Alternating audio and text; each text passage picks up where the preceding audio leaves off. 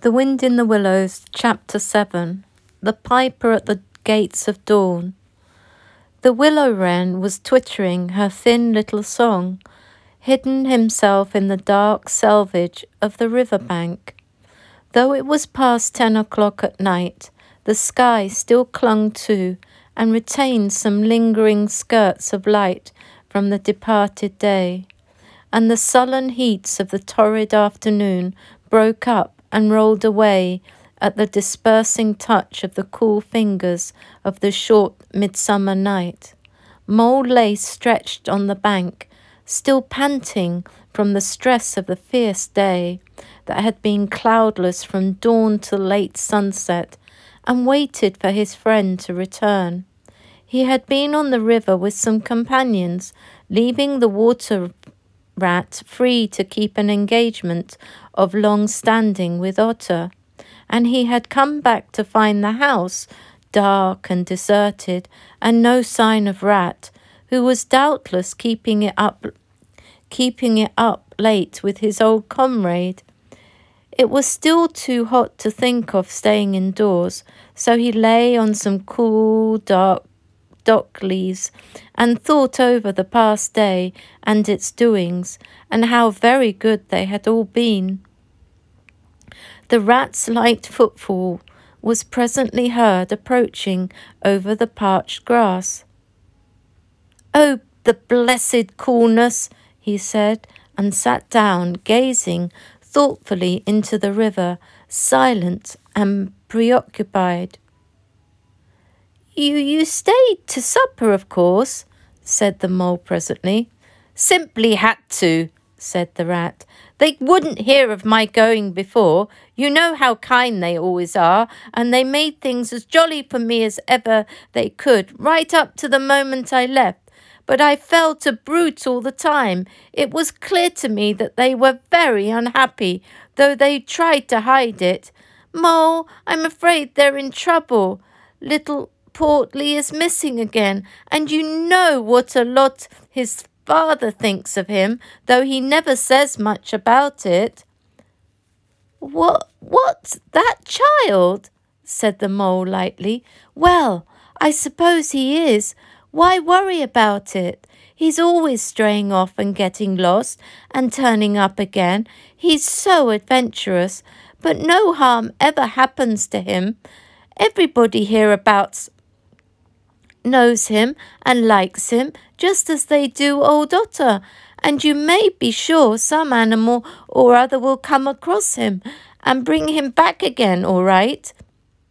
Why, we've found him ourselves, miles from home, and quite self-possessed and cheerful." "Yes, but this time it's more serious," said the rat gravely. "He's been missing for some days now, and the otters have hunted everywhere, high and low, without finding the slightest trace, and they've asked every animal too for miles around, and no one knows anything about him.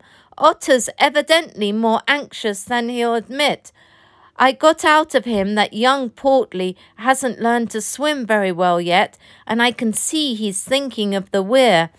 There's a lot of water coming down still, considering the time of year, and the place has always had a fascination for the child. And then there are, well, traps and things, you know." "Otter's not the fellow to be nervous about any son of his before it's time, and now he is nervous. When I left, he came out with me, said he wanted some air, and walked about stretching his legs, but I couldn't see it wasn't that, so I drew him out and pumped him up, and I got it all out from him at last. He was going to spend the night watching by the ford. You know, the place where the old ford used to be in bygone days before they built the bridge." "I know it well," said the mole, "but why should Otter choose to watch there?" "Well, it seems that it was there he gave Portly his first swimming lesson," continued the rat. "From that shallow gravely spit near the bank, and it was there he used to teach him fishing, and there young Portly caught his first fish, of which he was so very proud. The child loved the spot, and Otter thinks that if he came wandering back from wherever he is, if he is anywhere by this time, poor little chap, he might make for the ford he was so fond of. Or, if he came across it, he'd remember it well and stop there and play, perhaps. So Otter goes there every night and watches on the chance, just on the chance. They were silent for a time, both thinking of the same thing. The lonely, heart-sore animal, crouched by the ford, watching and waiting, the long night through on the chance. "Well, well," said the rat presently, "I suppose we ought to be thinking about turning in, but he never offered to move." "Rat," said the mole, "I simply can't go and turn in and go to sleep and do nothing, even though there doesn't seem to be anything to be done. We'll get the boat out and paddle upstream. The moon will be up in an hour or so, and then we will search it as well as we can. Anyhow, it will be better than going to bed and doing nothing." "Just what I was thinking myself," said the rat. "It's not the sort of night for bed anyhow, and daybreak is not so very far off, and then we may pick up some news of him from early risers as we go along." They got out the boat, and the rat took the sculls, paddling with caution. Out in midstream there was a clear, narrow track that faintly reflected the sky, but wherever shadows fell on the water from the bank, bush or tree, they were as solid to all appearance as the banks themselves, and the mole had to steer with judgment accordingly, dark and deserted as it was. The night was full of small noises, song and chatter and rustling, telling of the busy little population who were up and about, plying their trades and vocations through the night, till sunshine should fall on them at last and send them off to their well-earned repose. The water's own noises, too, were more apparent than by day, its gurglings and cloops more unexpected and near at hand, and constantly they started at what seemed a sudden clear call from an actual articulate voice. The line of the horizon was clear and hard against the sky, and in one particular quarter it showed black against a silvery climbing phosphorescence that grew and grew. At last, over the rim of the waiting earth, the moon lifted with slow majesty till it swung clear of the horizon and rode off, free of moorings, and once more they began to see surfaces, meadows, widespread, and quiet gardens, and the river itself from bank to bank, all softly disclosed, all washed clean of mystery and terror, all radiant again as by day, but with a difference that was tremendous. Their old haunts greeted them again in other raiment, as if they had slipped away and put on this pure new apparel and come quietly back, smiling as they shyly waited to see if they could be recognized again under it. Fastening their boat to a willow, the friends landed in this silent silver kingdom and patiently explored the hedges, the hollow trees, the runnels and their little culverts, the ditches and the dry waterways. Embarking again and crossing over, they worked their way up the stream in this manner, while the moon, serene and detached in a cloudless sky, did what she could, though so far off, to help them in their quest, till her hour came and she sank earthwards reluctantly and left them, and mystery once more held field and river. Then a change began slowly to declare itself. The horizon became clearer, field and tree came more into sight, and somehow, with a different look, the mystery began to drop away from them. A bird piped suddenly and was still, A light breeze sprang up and set the reeds and bulrushes rustling. Rat, who was in the stern of the boat, while Mole sculled, sat up suddenly and listened with a passionate intentness. Mole, who was gentle strokes, was just keeping the boat moving, while he scanned the banks with care, looked at him with curiosity. "It's gone," sighed the rat, sinking back in his seat again. "So beautiful and strange and new, since it was to end so soon. I almost wish I'd never heard it, but it has roused a longing in me that is pain, and nothing seems worthwhile but just to hear that sound once more and go on listening to it forever. No, there it is again," he cried, alert once more. Entranced, he was silent for a long space, spellbound. "Now it passes on, and I begin to lose it," he said presently. "Oh, Mole, the beauty of it, the merry bubble and joy, the thin, clear, happy call of the distant piping, such music I never dreamed of, and the call in it is stronger than the music is sweet. Row on, Mole, row, for the music and the call must be for us." The Mole, greatly wondering, obeyed. "I hear nothing myself," he said, "but the wind playing in the reeds and rushes and osiers." The rat never answered, if indeed he heard. Rapt, transported, trembling, he was possessed in all his senses by this new divine thing that caught up his helpless soul and swung and dandled it, a powerless but happy infant in a strong, sustaining grasp. In silence, Mole rowed steadily, and soon they came back to a point where the river divided, a long backwater branching off to one side with a slight movement of his head. Rat, who had long dropped the rudder lines, directed the rower to take the backwater. The creeping tide of light gained and gained, and now they could see the colour of the flowers that gemmed the water's edge. "Clearer and nearer still," cried the rat joyously. "Now you must surely hear it. Ah, at last! I see you do." Breathless and transfixed, the Mole stopped rowing as the liquid run of that glad piping broke on him like a wave, caught him up, and possessed him utterly. He saw the tears on his comrade's cheek, and bowed his head and understood.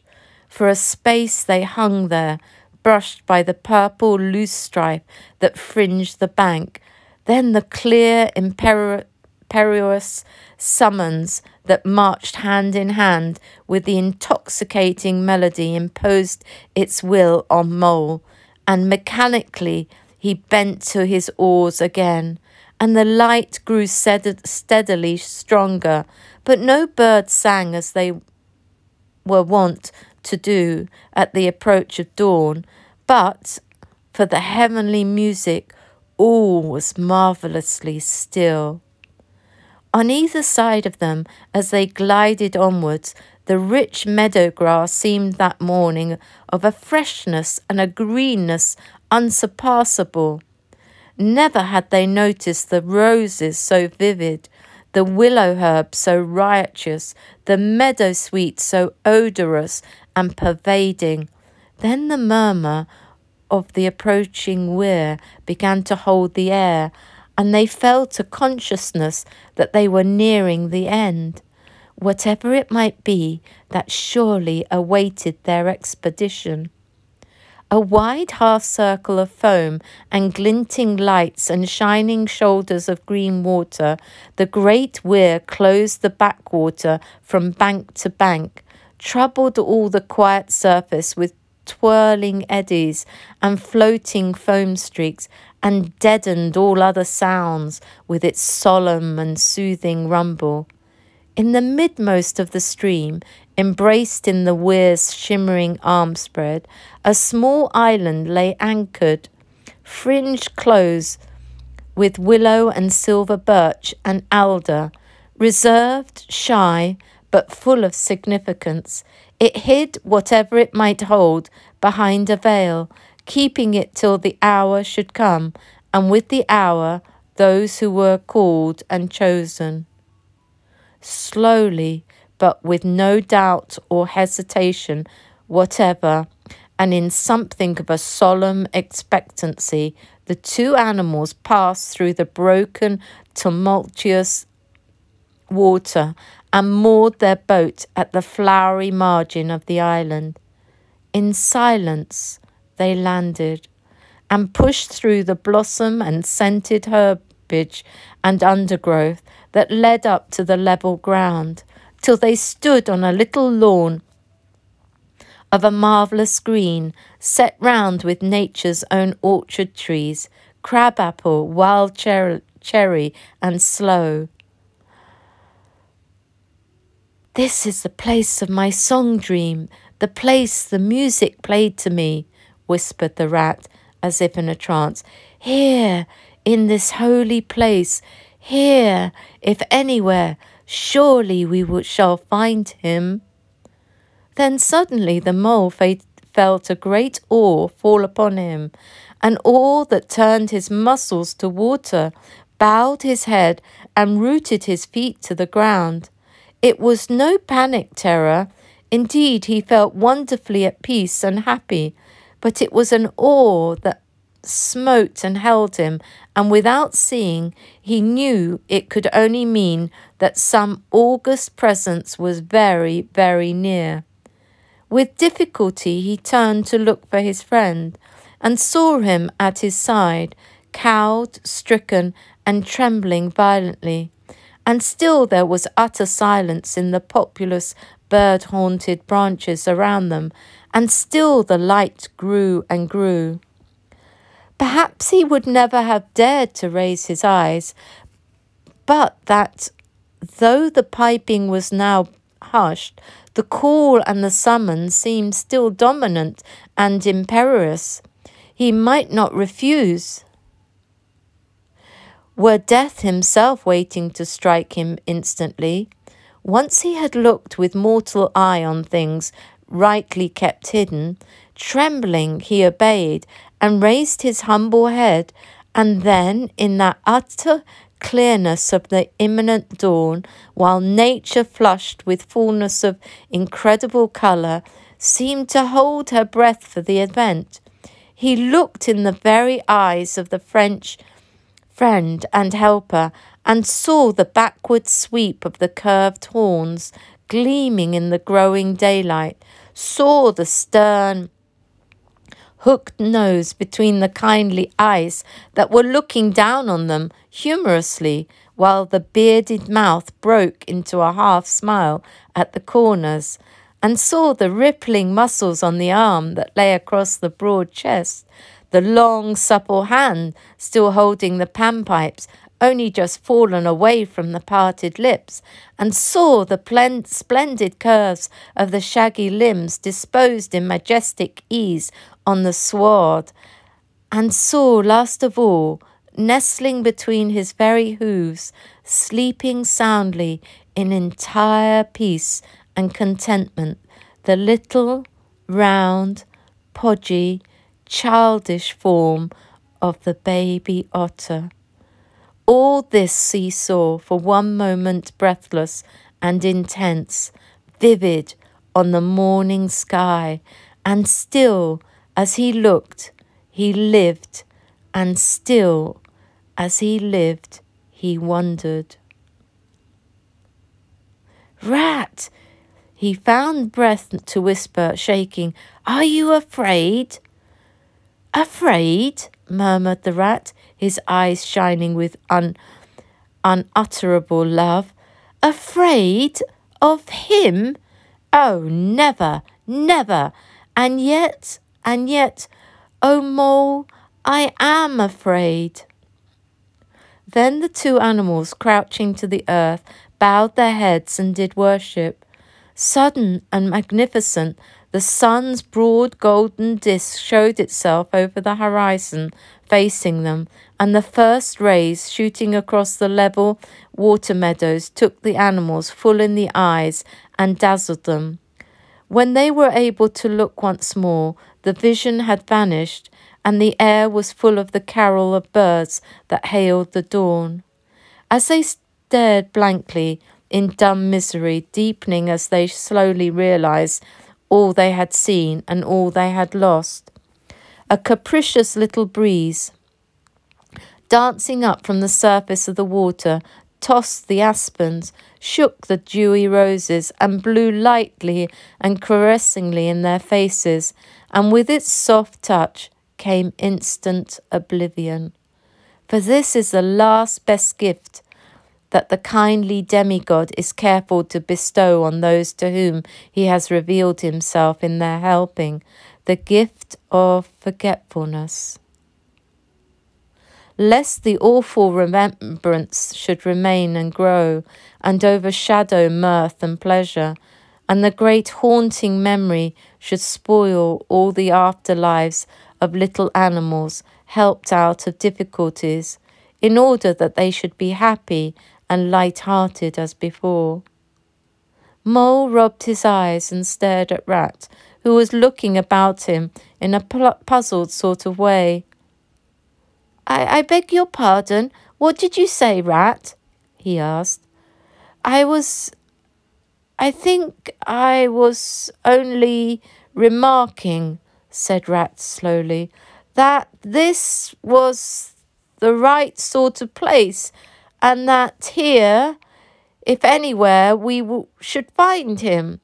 And look, why, there he is, the little fellow. And with a cry of delight, he ran towards the slumbering Portly.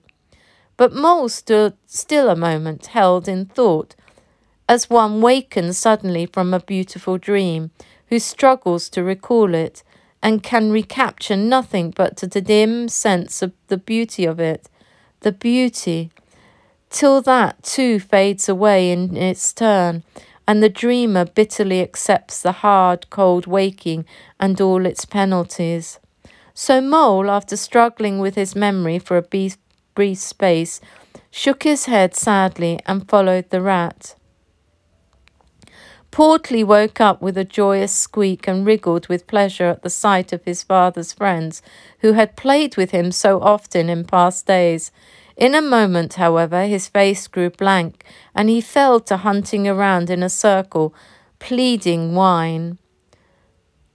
As a child that had fallen happily asleep in its nurse's arms, and wakes to find itself alone and laid in a strange place, and searches corners and cupboards, and runs from room to room, despair growing silently in its heart, even so Portly searched the island and searched, dogged and wearying, till at last the black moment came for giving it up and sitting down and crying bitterly. The Mole ran quickly to comfort the little animal, but Rat, lingering, looked long and doubtfully at certain hoof marks deep in the sward. Some great animal has been here, he murmured slowly and thoughtfully, and stood musing, his mind strangely stirred. Come along, Rat, called the Mole. Think of poor Otter waiting up there by the ford. Portly had soon been comforted by the promise of a treat, a jaunt on the river in Mr. Rat's real boat, and the two animals conducted him to the water's side, placed him securely between them in the bottom of the boat, and paddled off down the backwater. The sun was fully up by now and hot on them. Birds sang lustily and without restraint, and flowers smiled and nodded from either bank, but somehow, so thought the animals, with less of richness and blaze of colour than they seemed to remember, seeing quite recently somewhere, they wondered where. The main river reached again, They turned the boat's head upstream towards the point where they knew their friend was keeping his lonely vigil. As they drew near the familiar ford, the mole took the boat into the bank, and they lifted Portly out and set him on his legs on the towpath, gave him his marching orders and a friendly farewell pat on the back, and shoved out into midstream. They watched the little animal as he waddled along the path contentedly and with importance, watched him till they saw his muzzle suddenly lift and his waddle break into a clumsy amble, and as he quickened his pace with shrill whines and wriggles of recognition. Looking up the river, they could see Otter start up, tense and rigid, from out of the shallows where he crouched in dumb patience, and could hear his amazed and joyous bark as he bounded up through the osiers onto the path. Then the mole, with a strong pull on one oar, swung the boat round and let the stream bear down again whither it would, their quest now happily ended. "I feel strangely tired, Rat," said the mole, leaning wearily over his oars as the boat drifted. "It's being up all night, you'll say, perhaps, but that's nothing. We do as much half the nights of the week at this time of the year. No, I feel as if I'd been through something very exciting and rather terrible, and it was just over, and yet nothing particular happened." "Or something very surprising and splendid and beautiful," murmured the rat, leaning back and closing his eyes. "I feel just as you do, Mole, simply dead tired, though not body tired. It's lucky we've got the stream with us to take us home. Isn't it jolly to feel the sun again, soaking into one's bones, and hark to the wind playing in the reeds?" "It's like music, far-away music," said the mole, nodding drowsily. "So was I thinking," murmured the rat, dreamful and languid. "Dance music, the lilting sort that runs on without a stop, but with words in it too. It passes into words and out of them again. I catch them at intervals, and then it is dance music once more, and then nothing but the reeds' soft, thin whispering." "You hear it better than I," said the mole sadly. "I cannot catch the words." "Let me try and give you them," said the rat softly, his eyes still closed. "Now it is turning into words again, faint but clear. 'Lest the oar should dwell, and turn your frolic to fret, you shall look on my power at the helping hour, but then you shall forget.' Now the reeds take it up. 'Forget, forget,' they sigh, and it dies away in a rustle and a whisper, and then the voice returns. 'Lest limbs be reddened and rent, I spring the trap that is set. As I loose the snare, you may glimpse me there, for surely you shall forget.' Row nearer, Mole, nearer to the reeds. It is hard to catch, and grows each minute fainter. Helper and healer I cheer, small waifs in the woodland wet. Strays I find in it, wounds I bind in it, bidding them all forget. Nearer, Mole, nearer. No, it is no good. The song has died away into reed talk." "But what do the words mean?" asked the wondering mole. "That I do not know," said the rat simply. "I passed them on to you as they reached me. Ah, now they return again, and this time full and clear. This time at last it is the real, the unmistakable thing. Simple, passionate, perfect." "Well, let's have it then," said the mole, after he had waited patiently for a few minutes, half dozing in the hot sun. But no answer came. He looked and understood the silence. With a smile of much happiness on his face and something of a listening look lingering there, the weary rat was fast asleep.